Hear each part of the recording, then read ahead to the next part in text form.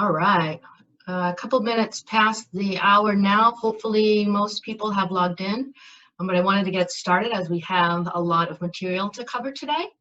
My name is Amanda Hopkins, and I'm the Director of Operations for CCR Wealth Management. On today's webinar, we'll hear some comments from our Chief Investment Officer, John Maher, on the current political landscape and the concept of total return. I have compiled the questions that you all submitted with your registration, and I'll ask those after John's remarks. Please note that all participants are muted, so if you have any additional questions come up during the presentation, please just type them into the Q&A box. Take it away, John. Thanks, Amanda. Good afternoon, everybody. You may have seen some of the videos we've produced in the past, and this obviously is a live webinar, so I want to let you know if you see me looking around, I have several different screens, and hopefully I won't fumble too badly with any graphics I want to put up. But I appreciate the time you've taken out of your day to make it to our broadcast. You saw, we did see a pretty impressive sign-up list, and I can't help but believe that because the topic included possible political commentary, that there is all of a sudden a big bump up in interest. So I'm going to make some comments because you can't ignore the elephant in the living room about the political climate today. But please understand that this is not going to be political punditry on my part. I think there may be upwards of 80 people on this in this Zoom room, so to speak. And I know a handful of you, and I promise you all that political opinions, even in this context, in this call, run the full spectrum. So we're not going to get into partisanship. I'm certainly not going to get into political predictions. What I want to talk about, and I've frankly talked about this continually every 4 years, make a big point of it. But the comments we're going to make is always in the context of portfolio management. So keep that in mind. My career has spanned 26 years now. So over that period of time, I've been through 6 presidential elections. That would include also 12 congressional elections. And there always seems to be a recurring question that comes up, and it goes something like, well, what are you doing, or how are you guys going about positioning ahead of the election? And to me, it's a little bit of a cringeworthy question, because I sort of feel that the person asking the question assumes that I may agree with their outlook. But it's even more cringeworthy when I think that as an investment manager, we would actually have the audacity to make a bet with our clients, hundreds of millions of dollars of our clients' portfolio, based on a binary possibility outcome, and that's not what we do. We're not a casino. We don't operate that way. The truth of the matter is, investing is always affected by policy, and policy is made by politicians. So the fact of the matter is, policy is always up for grabs every couple of years, and we do have to address that. So again, in the context of portfolio management, what I want to point out is that mentally, investors tend to make a series of, they tend to make portfolio predictions based on one singular political outcome, right? But it really involves a multitude of if-then statements. If this person gets elected, then this is going to happen, then that's going to happen, then this is going to happen, then that's going to happen, and this is what the markets is going to do, and this is what my portfolio is going to do. And if I put up on the screen here, a couple of possibilities of some pretty complicated billiard shots, because really that's what we're talking about. I don't know if anybody here plays billiards, but hitting this series of if-then statements to arrive at a correct portfolio outcome is akin to really hitting a triple combination bank shot. And this is a very low probability for even the most elite players globally. And this is where we find investors tend to run into trouble. Let's just go back and take a look at the last 2 elections as an example. Really not the last 2 elections, but the last 2 presidential turnovers, if you will. So, you know, a little over 3.5 years ago, we saw one side of the political spectrum and a lot of investors really invested. I mean, look, politics, we invest emotionally in, right? On this call, I am sure there are probably, you know, 40% of us very emotionally invested in one side of the coin, and probably 40% of us very emotionally and intellectually invested in the other side of the coin. And there's 20% on this call who probably could go either way. You know, maybe 3.5 years ago they went one way, or they can go the other way. That's the way the electorate is actually arranged. But anyway, you know, we saw this massive sell-off, these incredible assumptions that the economy was going to crash, and there's a ton of people out there that left, you know, that sold hundreds of billions of dollars based on the outcome of the last presidential election. And, you know, I don't need to tell you what an incredible mistake that was. I mean, what flawed thinking was behind that. And, you know, but I would even take it back, you know, two elections previous.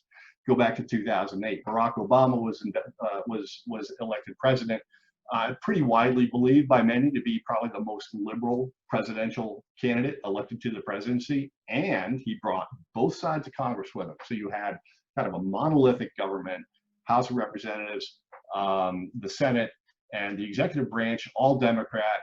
We were going to become socialist. Okay, now this is the other side of the coin speaking. How terrible this is going to be, et cetera, et cetera. Well, the stock market is up about 317% since then. So this series of if-then statements that we make, look, no president gets elected and has carte blanche to do what they want to do. It doesn't work that way. This doesn't mean that we shouldn't give some analysis to, you know, some of the possibilities. But the purpose of the analysis is not to bet on the outcome of the election. It's not to use our portfolios to bet on the outcome of an election, because we're going to end up being wrong on what the outcome actually is on the portfolios. But I think the purpose of the analysis is more to help form our own market expectations. You know, let's adjust our own expectations rather than make massive adjustments to our portfolio, and leave portfolio risk assessment or risk profiles up to the conversation between yourself and your financial advisor. So there's two things we want to be aware of when we get into this series of if-then statements, as I've sort of mentioned. One of which, and they're both, and you know, you guys, if you read me or watched me before, you know that I'm very big into the topic of behavioral finance. But these are two concepts that are near and dear to my heart. One of the things we get into is this illusion of knowledge. All right, and that goes back to the billiards thing. If so and so gets elected, then excuse me, then this is going to happen, and that's going to happen, and this is going to become the policy, and this policy is going to have the effect of this on taxes, and this on capital, and this on debt, et cetera, et cetera. And the other illusion we get into is the illusion of control. That if we do this particular thing right now, we might either take great advantage of the situation that is going to unfold 3 months from now, or we might be able to really, you know, sidestep a big pothole. I'm going to draw your attention to the bottom. There's two charts on this page. I want to draw your attention to the bottom chart, if I could. And this has appeared in previous outlooks that we've put out, I think probably 3 or 4 years ago. The 20-year annualized returns by asset class. And this is a rolling study actually by Dalbar Associates, Dalbar Incorporated, that's been going on for about 20 years. And you're looking at a 20-year rolling average. I want to draw your attention all the way over here to the right-hand side. The average investor, 2.5%. Folks, that's the average investor's annualized return over a 20-year period of time. And this goes through 2019. And that may be shocking to some people, but this is based on actual mutual fund inflows and outflows, which is tracked. It's, and I have those numbers too, but I don't want to get too deep into this. That's the average investor. What do investors do? They play this mental game. They have the illusion of knowledge. They think they know what's going to happen. They think they know how this ball is going to hit that ball and how that ball is going to hit the following ball and what the portfolio effect is going to be. They're always incorrect. Again, 26 years, I've never seen anybody do it. And they have the illusion of control. And what all this leads to is all this market jumping around. I want to now draw your attention a few bars to the left, and you'll see this light blue and darker blue bars. This is based on a benchmark. It's very simple. A 60-40, 60% stocks, 40% bonds portfolio. And you see you have a better than 2 times rate of return over a 20-year period of time. And even jumping down a little risk level to a 40% equity, 60% fixed income, there's not a big difference in the rate of return, but you still smash what the average investor is out there doing. And that's really what what we're always going to strive to do, is try to, really put a kibosh on that kind of activity in the portfolios. We're not making bets. We're not making market calls or market timing calls when we manage the portfolio here at CCR Wealth Management. So let me go through a couple of points I do want to make about the election. There's 5 of them. Number one, and I think this is obvious, polls can be wrong. They certainly were wrong in 2016. And this is not a national election. No presidential election ever is a national election. This is 50 individual state elections. But at the beginning of this year, and certainly as the campaign season moves on, you get all these national polls, depending on what your media source is. They're little more than surveys among adults, people 18 and older. Hey, what do you think of this guy? What do you think of this guy? Do you like this guy? Do you hate this guy? Makes a little difference. It's going to have absolutely no impact on the election. We move a little further into the campaign year. These surveys tend to get a little bit more refined, and they start asking registered voters, right? They start shifting the audience a little bit. Registered voters are fine, but that doesn't mean they're going to vote. That doesn't mean they have voted. And then as we get into the final months, you'll see a lot of it, you'll see the polls tighten. They've tightened certainly over the last 30 days or so, and they'll continue to tighten, I would imagine. And you start to see the polls shift to likely voters. The likely voters are people maybe who voted in 2 out of the last 3 elections. So, theoretically, you're getting a little bit better data. Nevertheless, we would expect the polls to close, and we haven't even had the first debate. Point number 2 is that the presidential election, as you all know, is not the only election occurring. And I could even make the argument that the real elections to be watched are in the Senate. And again, this is billiards. This guy wins, but you don't get the Senate. Then where's it going to go? Do you really want to place a portfolio bet ahead of that? But I would add here that really the absence of a 60-seat filibuster-proof majority in the Senate is going to limit the scope of any major shifts in taxes or spending from either party or either proposed plan that the presidential candidates are sort of advocating for. Point number 3, I think it's important, and we can look at the last 6 months, and hopefully you get this. It's important to separate the likely long-term economic impact from possible short-term market impact, right? I mean, we're in the middle of a recession right now, and we have had a tremendous stock market recovery only in the last 6 months. The S&P is up, I don't know, probably closed up, maybe it'll be 5 or 6% on a year-to-date basis. You never know it looking at the economics. But don't assume that the economic impact and the market impact are going to be the same. Point number 4, and this is important. Hey, is the outcome of the election going to be the big thing that matters to your portfolio, or might it be the impact of the trend of the coronavirus come November 3rd, November 4th, December 15th, what have you? Where are we going to stand on a vaccine? How soon might that vaccine, if we do have one by then, be implemented? What might be the impact of the urban protests that have been kind of catching fire, no pun intended, around the country? There's all these things that could possibly have an impact on the election that should stay your hand in terms of trying to, with the illusion of control, think that, you know, maybe I'm going to make a beneficial move to for myself right now. The fifth and final point, and I think it's the most important point on the election I want to make, is the fact that no matter who gets elected, fiscal and monetary policy is going to remain loose, regardless of who wins the presidency. And that is dynamically important to understand.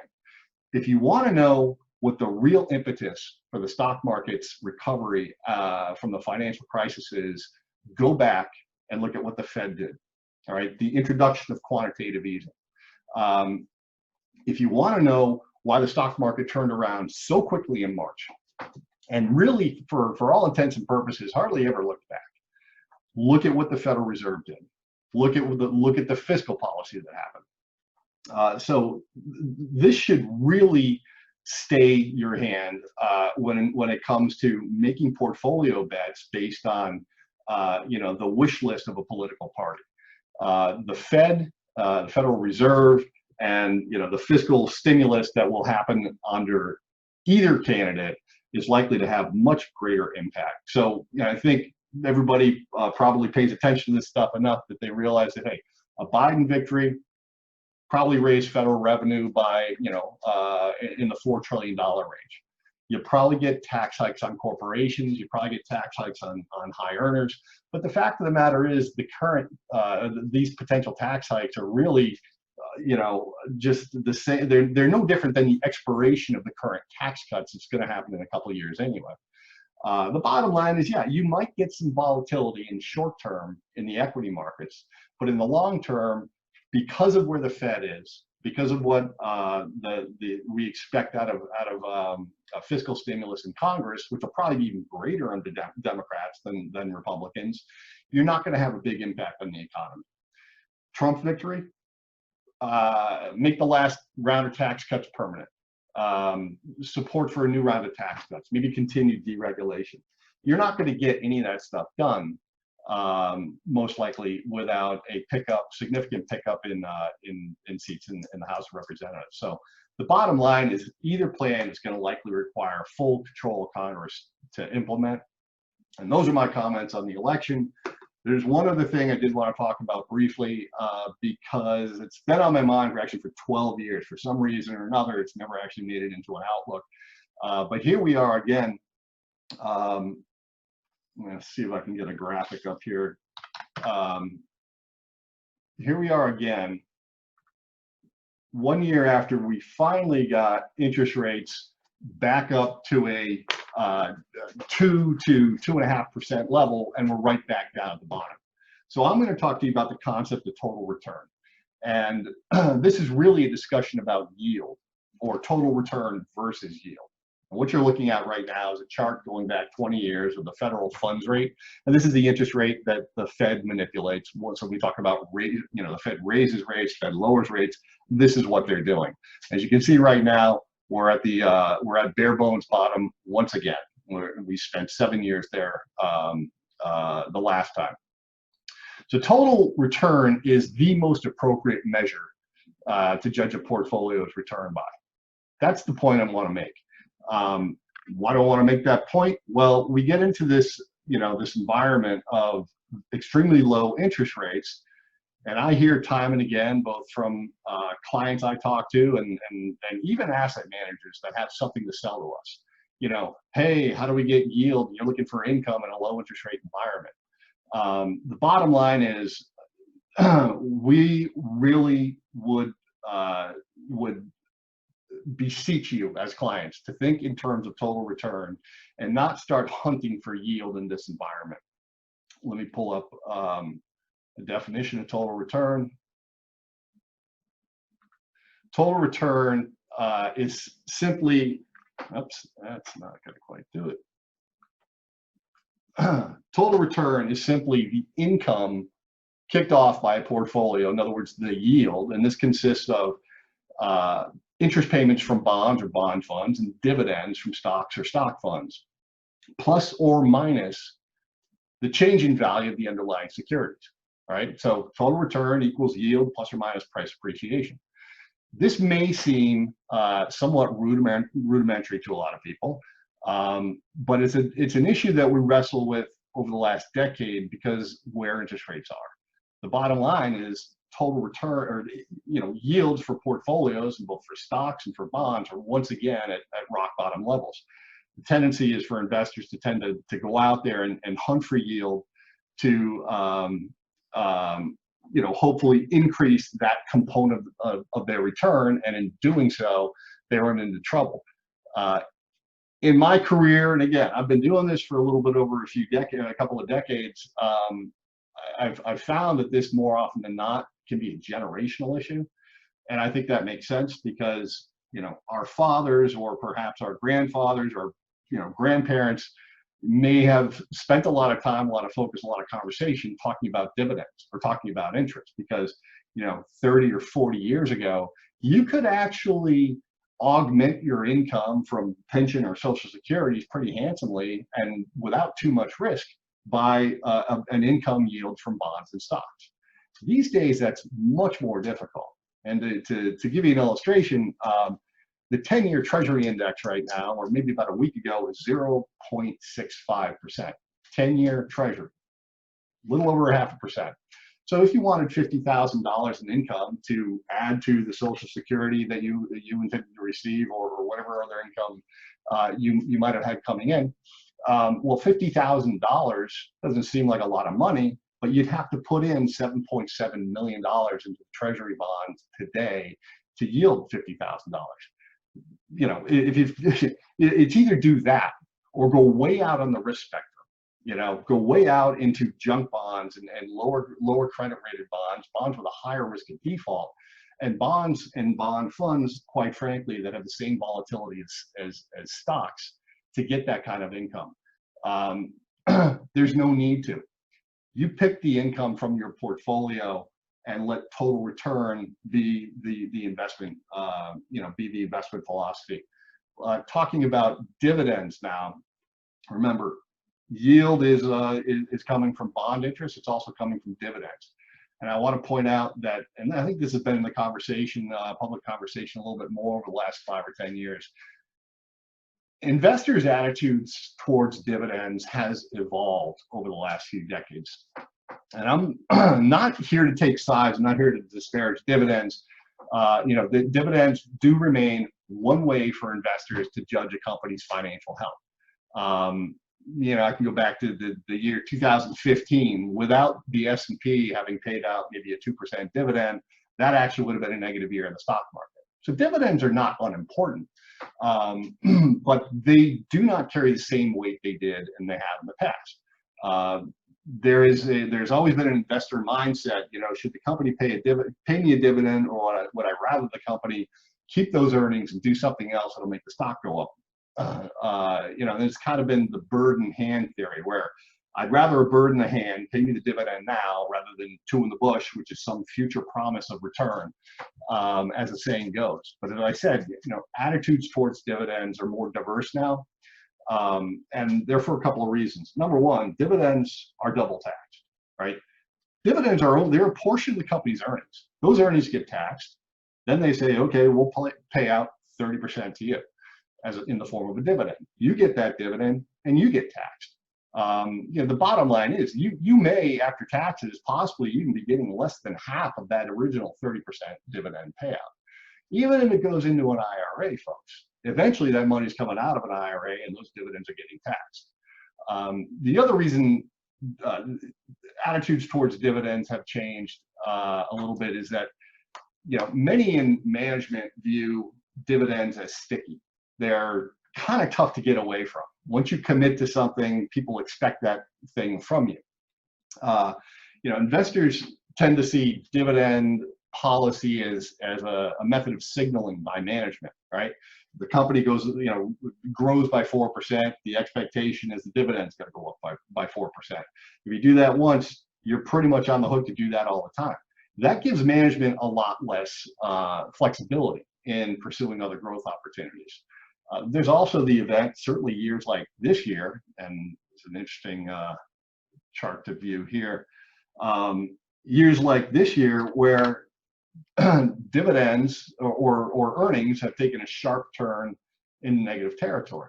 Now, take a look at the chart on the left, and you can see a list of sectors that have suspended or even cut their dividends. Suspended, and I'm looking at the chart on the left again.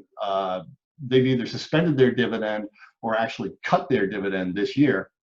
And there tends to be a stigma to cutting a dividend. So cutting a dividend is not viewed as a particularly positive financial outlook by investors. So many many company or corporation management, and certainly it's tends to be delineated more sector by sector, have opted for other ways to return capital to shareholders. And one of the most popular has been the last decade or so has been stock buybacks. And stock buybacks, they can buy back. They take, they're taking supply off the market. Therefore, the price goes up, and the investor benefits that way and doesn't actually get hit with a dividend tax. And the investor has the choice to then pay themselves a dividend by peeling off a little share here, a little share there, out of their portfolio. So, CCR Wealth Management's philosophy has never been to provide our clients their required income from a portfolio by going out and choosing the highest dividends or choosing the highest the highest bond yields, because that eventually is a recipe for high volatility and possibly ultimately a disaster. So total return, a little bit about portfolio management in the context of politics. Got that off my chest. And Amanda, you said there are some questions that have come in, so we'll skip right to those. Great, thanks, John. That was great insight into the current political landscape. We had many questions on that, so hopefully everybody got their questions answered, and found it as particularly interesting was that we should really be paying attention to the fiscal and monetary policy that's being put in place rather than who's elected. It's interesting. So let's see, first question. The stock market has been doing very well year to date. Is it time to reduce the risk of the portfolios? Frequent question. It's asked in many different ways. I have so many ways to possibly answer this question. I'm going to try take a stab at a few of them. That's basically the question is, hey, should I get out of the market? I'm up, right? We are wealth managers. I've mentioned it before. We're not traders. We're not gamblers. We're not, and we're not stockbrokers. We're not our clients are wealthy. They make money. They're successfully do it by doing what they do. We're not here to make you money. We're here to manage your money to a particular financial outcome 20, 30, 40 years down the road. So an adjustment of your asset allocation may in fact be appropriate. Talk to your financial advisor. But jumping in and out of the market, I can go back to that Dalbar study, and I guarantee you, if you continue that behavior, you're going to be one of those 2.5% long-term investors. So it's not uncommon to ask this question when the market has gone up, and the market really is only up 4 or 5% year to date, but portions of the market have risen quite sharply. Our clients generally, I think it's fair to say, have done well this year. So let's look at this from the perspective of behavioral finance. Again, my favorite topic. Just because something has gone up is not a good reason to sell. All right, selling is a binary thing. If you're going to sell it, then you're going to do something else with that money. What is that going to be? Is that money going to sit in cash and get you nothing, or is it going to go into something that's cheaper? And why is that thing cheaper? Right? We're getting into something that in readers of our Outlook may recognize this before, but this is a utility function. This gets into something called prospect theory or loss aversion theory. What this basically shows you, and this is not actually theory, folks. This is a chart that's been put together by Daniel Kahneman based on decades of research and asking questions and laboratory experiments. But generally speaking, we have so much, we feel so much pain from a downside fluctuation in a stock or a bond or a law or a portfolio than we do in an upside fluctuation of the same amount. That leads to a couple of weird behaviors. One of which is this thought of, hey, the stock market is up, maybe I should get out and buy something else. This is another way of saying, I'm going to sell my winners and I'm going to invest that in my losers. All right, I'm going to sell what's doing well, and it's doing well. Why is it doing well? It's doing well because the future for this particular asset class is bright. That's generally what the stock market tells us. And that's why it's doing well. So let's get out of that. I don't want any more of that. And let's go into something else. And that something else is always going to have a less bright outlook. Folks, that is risk-seeking behavior. We really don't care about the gains all that much, but we will hang on to our losers all day long. That is one way to look at that question. It's not an uncommon question. I think we probably mushed 4 or 5 versions of that question together today. I've had a couple conversations recently. I mean, some back in, I can recall, April, and one just about 10 days ago. A client calls up and says, hey, this market's crazy. It's gone up so much. Should we get out? I mean, should we be taking some risk off the table? And oh, by the way, what do you think of Zoom Video? The stock, the technology we're all using right now. How do you hold those 2 ideas in your head at the same time? People do it all the time. Let me get out. Let me take risk off the table, but let me get into something really much more risky. So I summarize by saying just because something has gone up is not a great reason to sell it. The fact of the matter is CCR Wealth Management sells all the time. Myself, Chloe, Kevin, a portfolio review committee, we met today. Really, since we meet 2 times a week, since I'd say June, we've been doing little sales in everybody's portfolio. For the last 8 to 10 weeks. This is called portfolio rebalancing.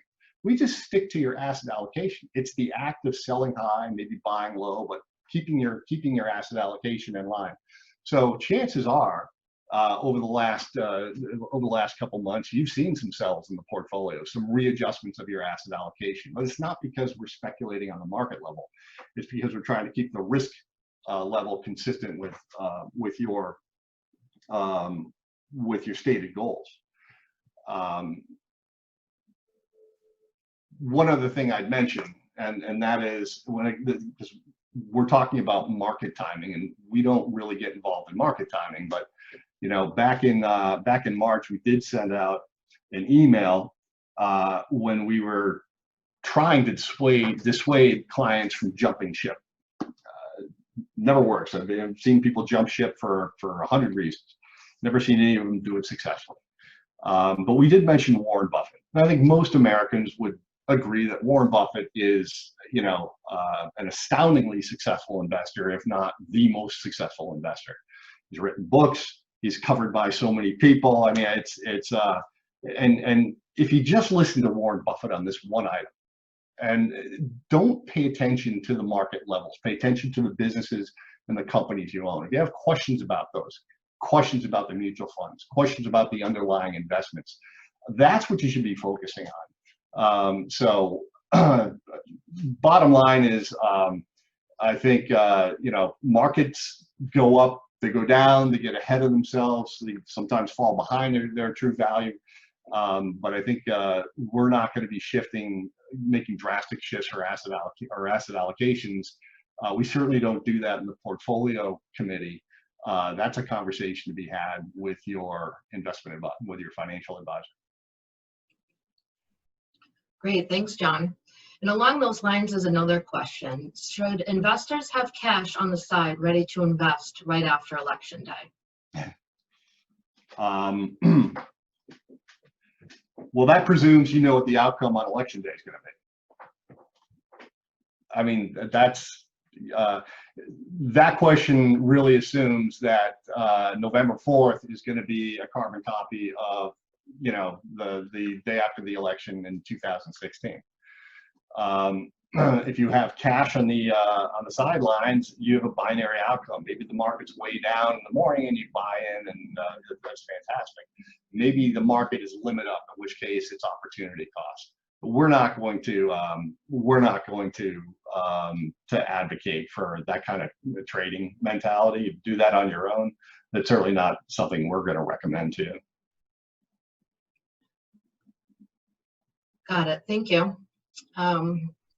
Next one, technology seems to be facing a valuation correction early this month. Are you concerned about this industry or any others? Valuation measures. Well,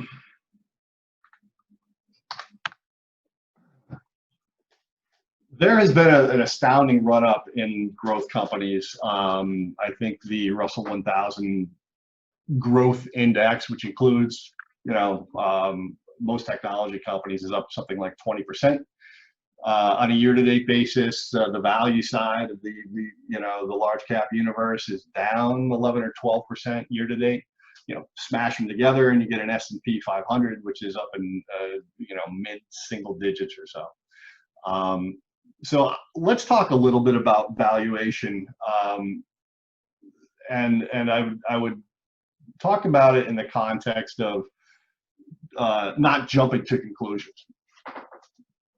You're looking at about 25 years of history in the S&P 500 forward price earnings ratio, and the current PE is driven. This is the S&P, but this is largely being driven by technology companies. And you see that currently we're over 2 standard deviations above the average. All right. One thing I would point out is that just because stocks are expensive doesn't mean they can't stay expensive. And stocks got expensive in the mid 1990s, and they stayed expensive for another 5 years. So again, just because something has gone up is not really a great reason to sell it. If you don't have fundamental reasons to sell it, then hang on to it. And just because something's expensive is, again, in my view, it's not a reason to sell it, but it's a reason to pay more attention to the future earnings prospects. PE is a ratio, price divided by earnings, and quite often stocks become expensive. That's justified because the earnings catch up, and it certainly has happened with the technology industry. If you look at the last 2 quarters worth of earnings, in many of these companies, although I would absolutely say not all of them, many of these companies deserve their valuation premium. Did that answer the whole question? Yeah, you don't have any other specific industries that you're concerned about? Not a big fan of energy, haven't been for a while. I can't imagine, and I would go back to one of the biggest reasons not to hunt for yield. If you're looking for fat dividends and big income checks from your portfolio, the energy industry in general seems to be, I wouldn't say on its knees is probably too dramatic, but I don't see a lot of catalysts there. And while we were hoping about a year, maybe a year and a half ago, for pickup in the financial universe, talking about banks, given the previous rising trend of interest rates, because a big source of income for banks has been this net interest income, the difference between what they lend at and what they have to pay deposits at, was widening, and the prospect of higher interest rates in the future is just out the window. I mean, I think with the Federal Reserves and Jerome Powell's latest comments, we could expect the current interest rate, 0 to 25 basis points, to last for at least another 3 or 4 years. So I'm not a big fan of financials in this environment. Let me go back to the question about PE again, if I may. Let me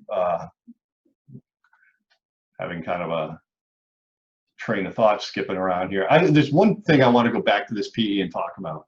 I mentioned, you see the 2 times standard deviation that did happen. And we all remember the technology bubble. Well, at least a lot of us remember the technology bubble of the late 1990s. So just because something goes up, it doesn't mean it can't stay up. And we saw that this level of price earnings ratios lasted for 4 or 5 years. It's also important to understand something else, that between 1996 or 7 and 2000, 2001, you had an interest rate regime that was at 4.5, 5.5, even 6%. The current PE levels are in an interest rate environment of effectively 0%. So that does actually make those two comparisons not necessarily apples and apples, or apples to apples.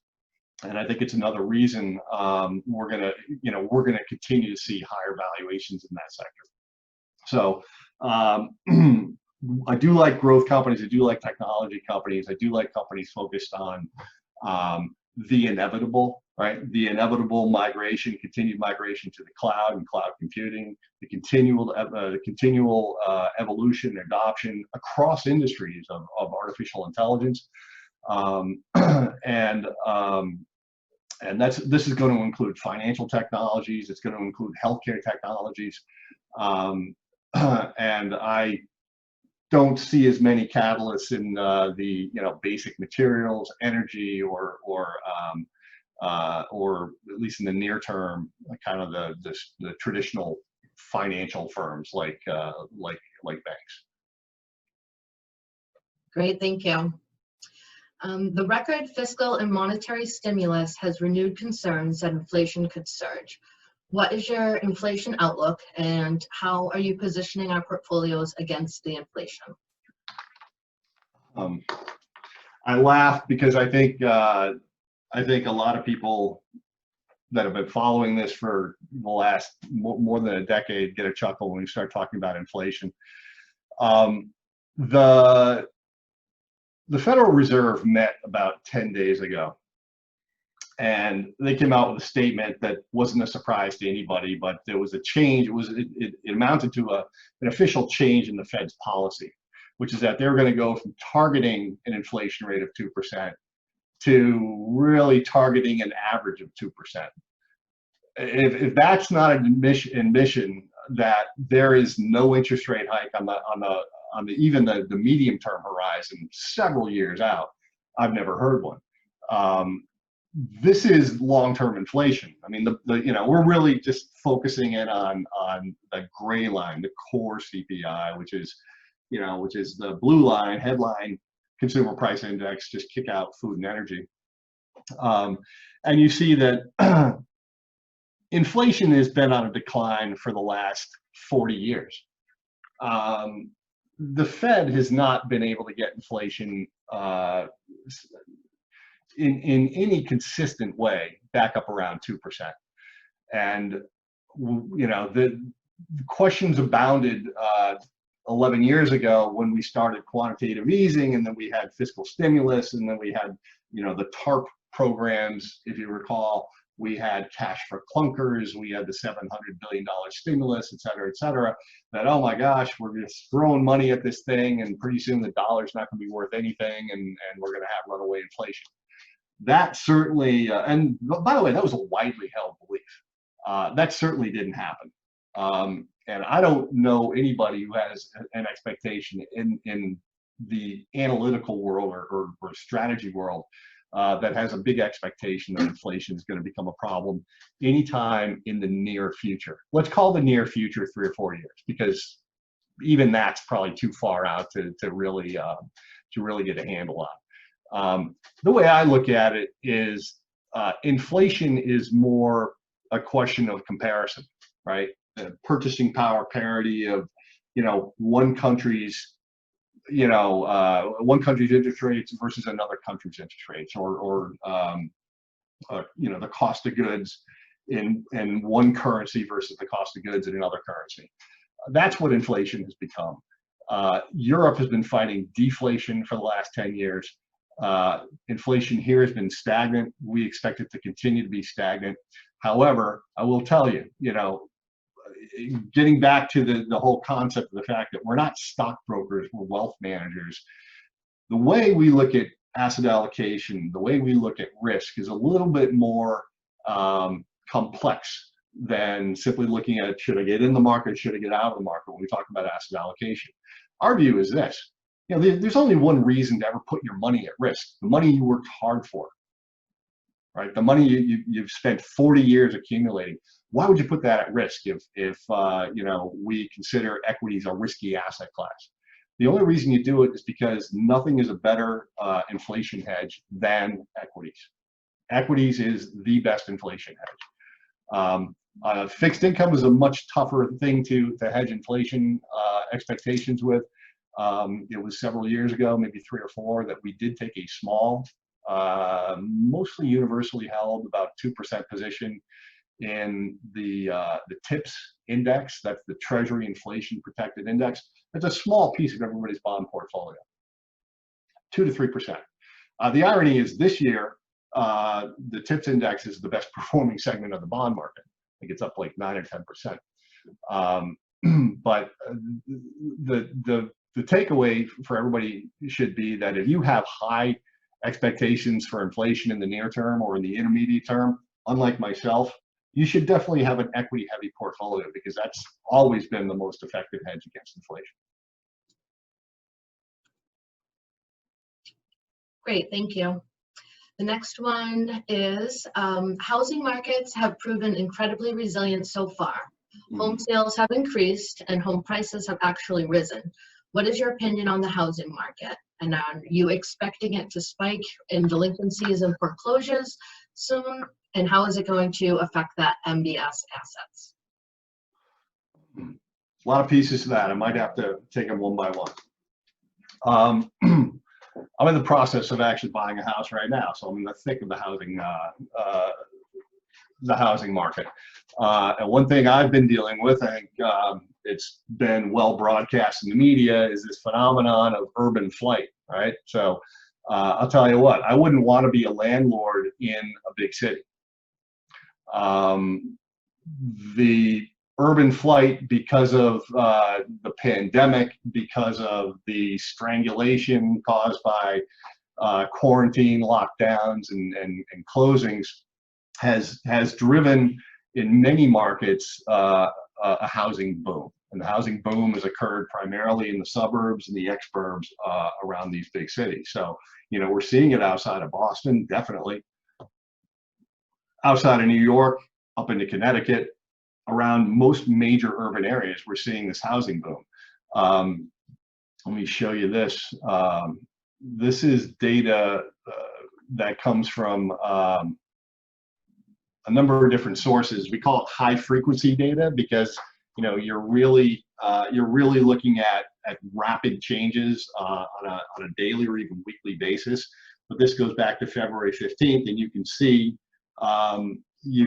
the drop off and then recovery, and at what speed the recovery has come along from these various high frequency data points. So there's seated diners, for example, hotel occupancy, debit and credit card transactions, and this is a way for people to measure the economy. And you see on the top there, the one area that's come back and then come back with a vengeance and is even at a higher level than it was is mortgage purchase applications. So we're at a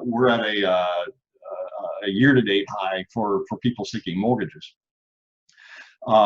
And you can see the dates down here. I realize I'm blocking part of this chart. Sorry about that. There you go. So this top sort of blue greenish line is really another way of looking at the housing market. The next question, part of that question, I believe, is: do we expect a bust in or a boom in the rate of delinquencies?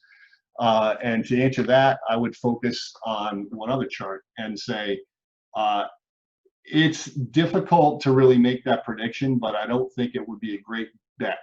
In other words, I don't think it would be a bet. It's a bet I would want to make that we're going to have a big boom in delinquencies. Couple things to think about. Before we went into this pandemic, right, before we went into the lockdowns, we go back to February of 2020, second quarter of this year, you're looking at a household debt service ratio. So this is basically, you know, the debt payments as a percentage of disposable income for people, the average person in the United States was 9.6%. Go back to the actual housing crisis, you know, the mortgage crisis of 2007, 2008, 2009, and you see that the debt ratio was 13.2. And my point is, we went into this crisis, individuals, consumers went into this crisis in a much better financial shape than they did the previous housing crisis.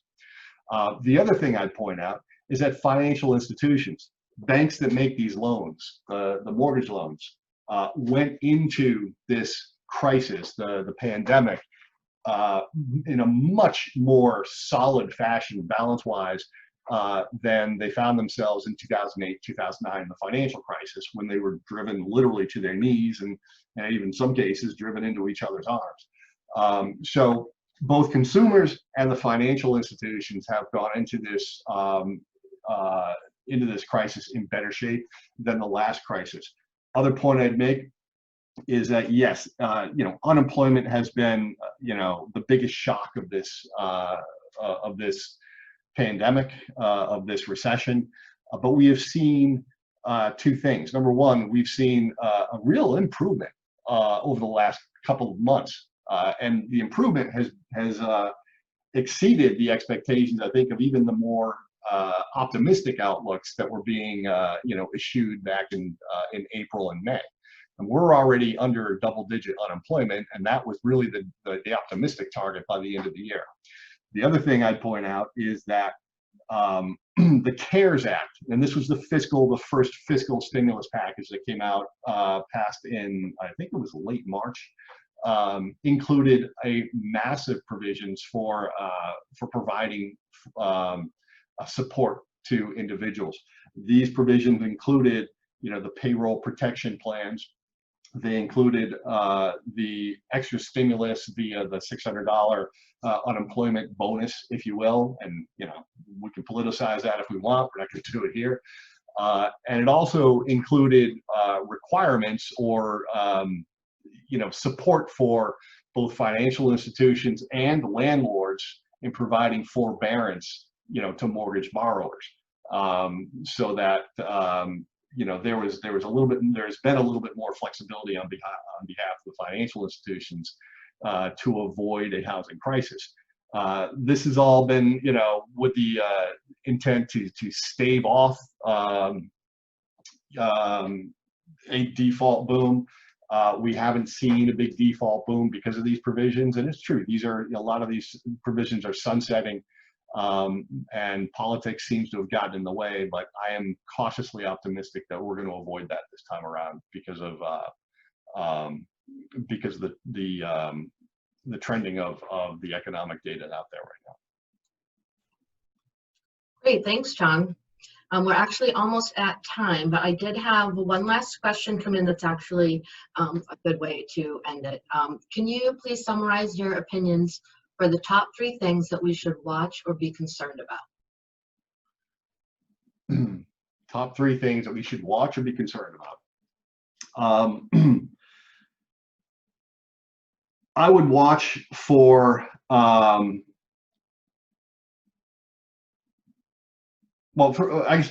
top concern would be, you know, the disappointment from the Fed, potential disappointment from the Fed.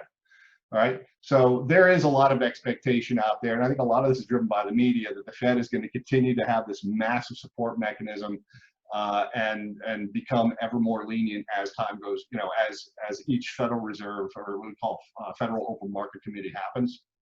So there's a lot of expectation out there that you know, the commitment by the Fed is going to just keep coming and keep getting bigger and bigger and bigger. I expect that is probably going to end up disappointing some, and maybe in the near term, because again, look at the economic data. So what do I do about that? I don't do anything with the portfolio about that, but that's kind of baked into my expectations, and that's how I'd like people to think about it. Check your expectations, right? We've had amazing portfolio returns over the last 6 months, and what we've done, we have to admit and make peace with it, as we've pulled a lot of future return into this year, or even into the last 9 months. So, you know, have your expectations in line with maybe flatter returns over the next 6, 9, even 12 months. So, you know, those are two things that I would definitely watch out for. You know, number one, continued expectation that the market is going to continue to chug on at this particular pace, and number two, you know, focus on what possibly could be a catalyst for a correction. Hey, we've had a little bit of a correction over the last couple of days. I know the market, you know, closed up nicely today, but a couple things, folks.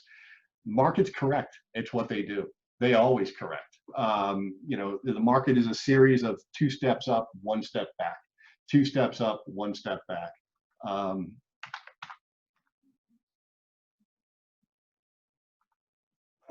I would dare anybody to look at this graph that goes back around 25 years, you know, and find the temper tantrum forming, find the Chinese sell-off, find all these corrections that have happened within this chart, and that have been cause enough for some people to throw their financial plan out the window. And this is the biggest thing I'd be worried about, right? Is what's going to be that catalyst that everybody says, oh, this is the reason we all got to get out now.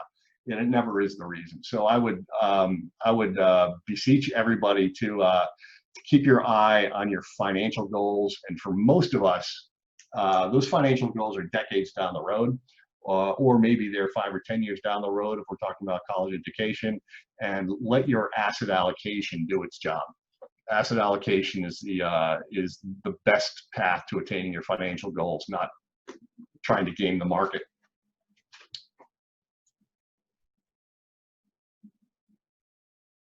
Great, thanks, John. That was actually a really good wrap up. So do you have any other parting words?